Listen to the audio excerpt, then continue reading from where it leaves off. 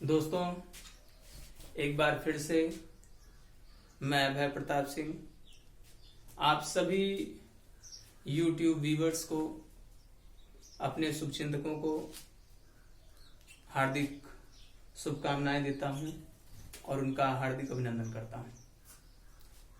दोस्तों, आज हम अपने पढ़े गए टॉपिक्स को आगे पढ़ने का प्रयास करेंगे, उसको आगे बढ़ाने का कार्य करेंगे और जो पढ़ी हुई चीजें हैं उनको इससे कनेक्ट करते हुए, उनको इससे जोड़ते हुए हम आगे की चीजों को भली भांति समझने का प्रयास करेंगे।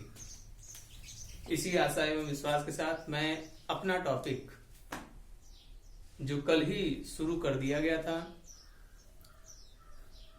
त्रिकोणमिति जिसका नाम है, उसके बारे में आपको पढ़ाने के लिए, बताने के लिए उपस्थित हुआ हूं।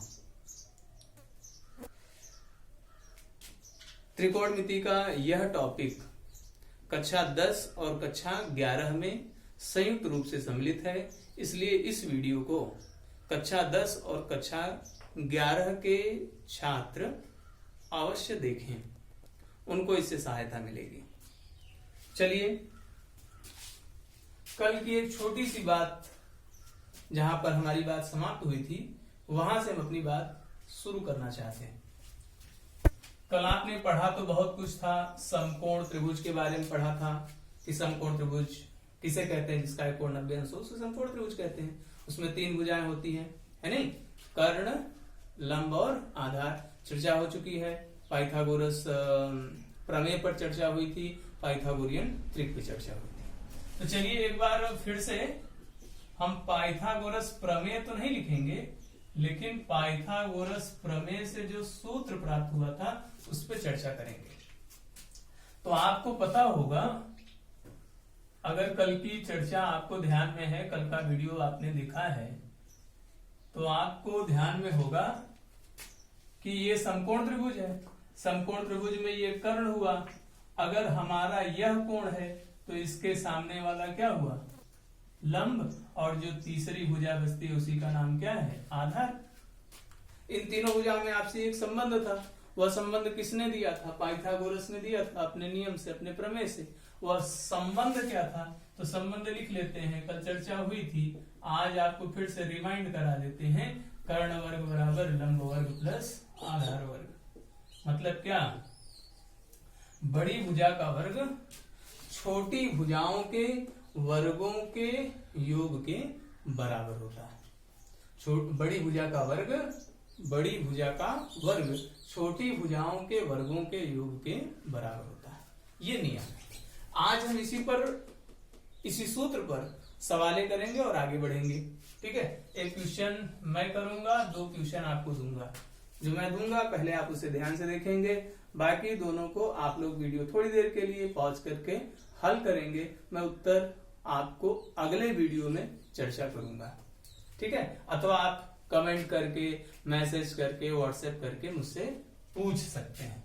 व्हाट्सएप नंबर आपको मैंने कल लिखा भी था, एक बार फिर से लिख दे रहा हूं, जिससे आपको अपने प्रश्नों का उत्तर पूछने में और अपने प्रश्नों को हल करने से जो उत्तर प्राप्त हुए हैं वो सही है कि नहीं, उसके बारे में आप जानकारी इस नंबर पर व्हाट्सएप मैसेज कॉल करके जान सकते हैं। ठीक है ना? चलिए, मेरा क्वेश्चन आपसे ये है, जैसे मान लीजिए आपको दिया एक त्रिभुज क्या है? ये समकोण त्रिभुज है ना? मान लीजिए कहा कि ये 8 है और यह 17 सेंटीमीटर लिख लेते हैं। तो कहा दिए गए चित्र में, सवाल लिख लें, दिए गए चित्र में समकोण त्रिभुज नाम क्या? ABC की भुजा AB की माप क्या होगी? ये प्रश्न है। प्रश्न का आधार क्या है?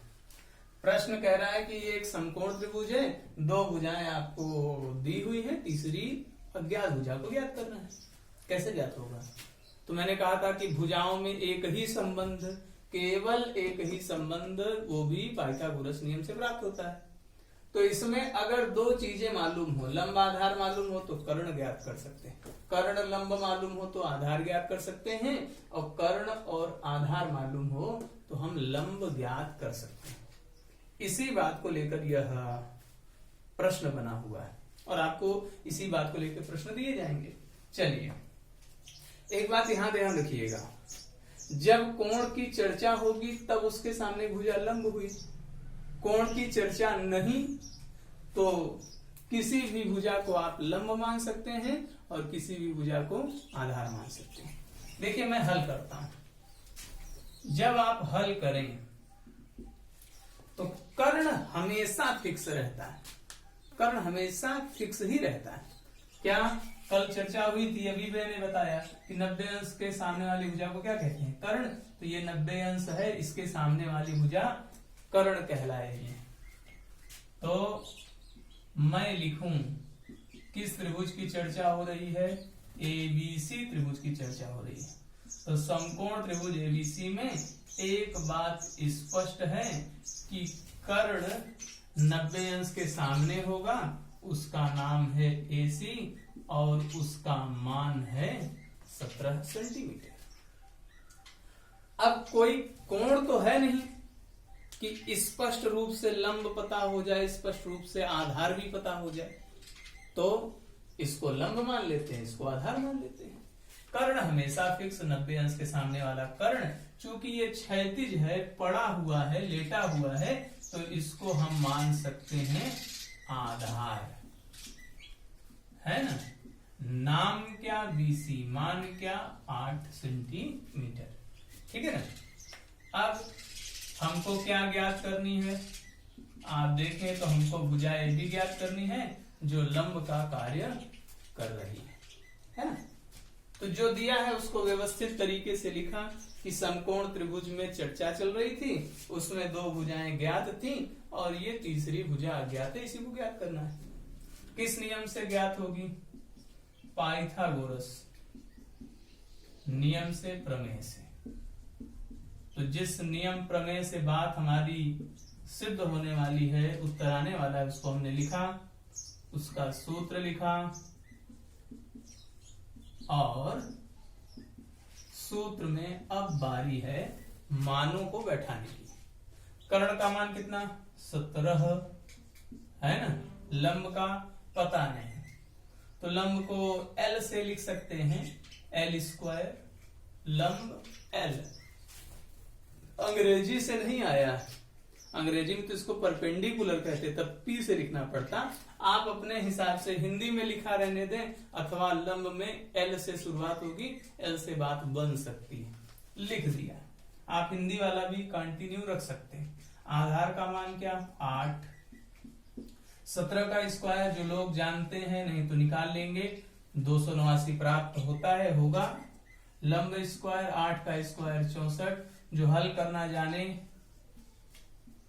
आप, तो ये प्लस इधर आया, माइनस हो गया 64।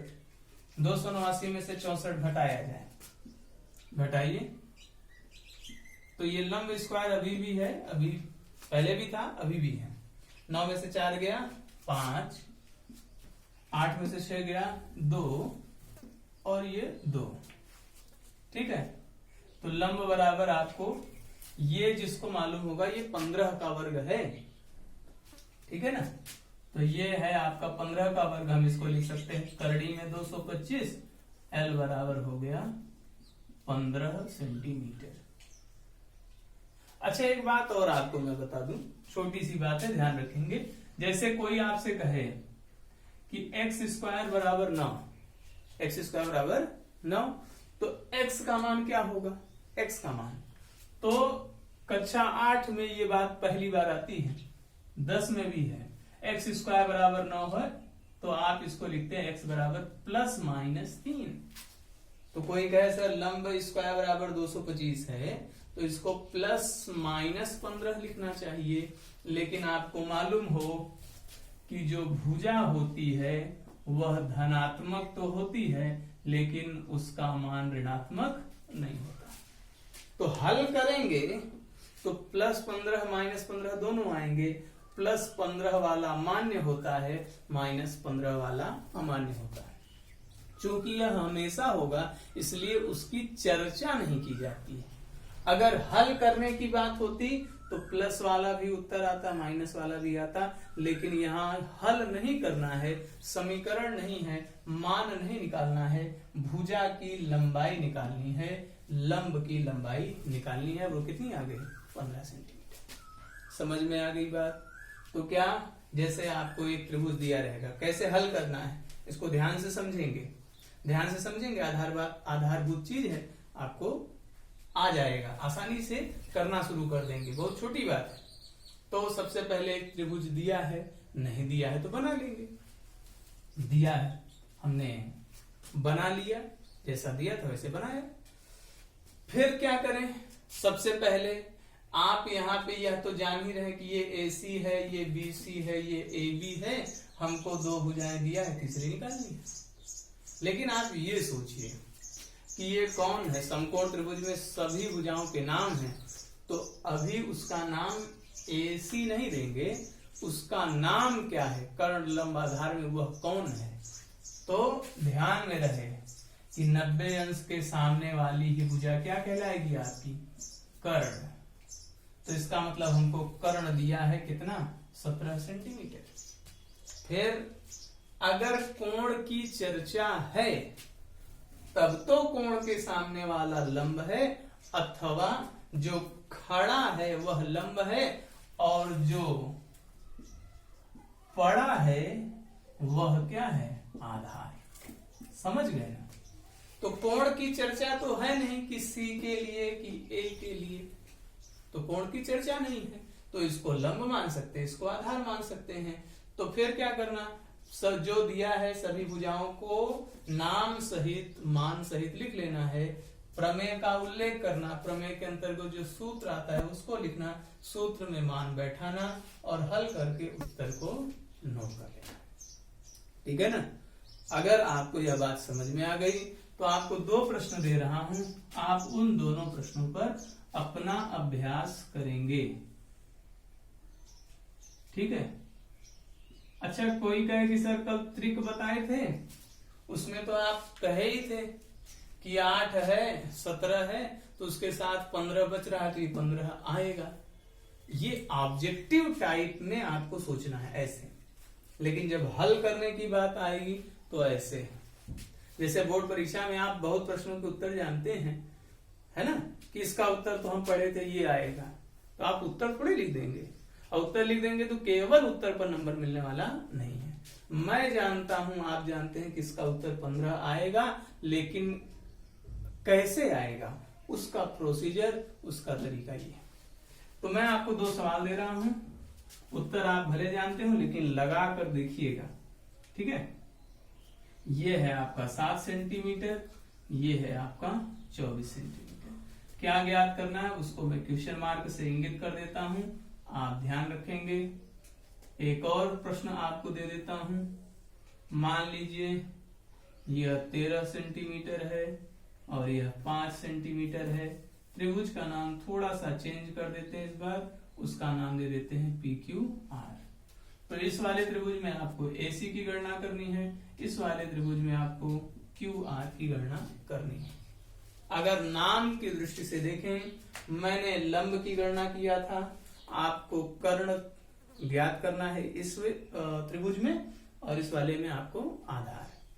ठीक है ना? लगाने का तरीका यही रहेगा, आप लोग इस पर अभ्यास करेंगे। अभी हम लोग अगले वीडियो में सीधे त्रिकोणमिति पर आने वाले हैं। ठीक है ना? आज की बात यहीं समाप्त, शेष कल मुलाकात होने पर। धन्यवाद, नमस्कार।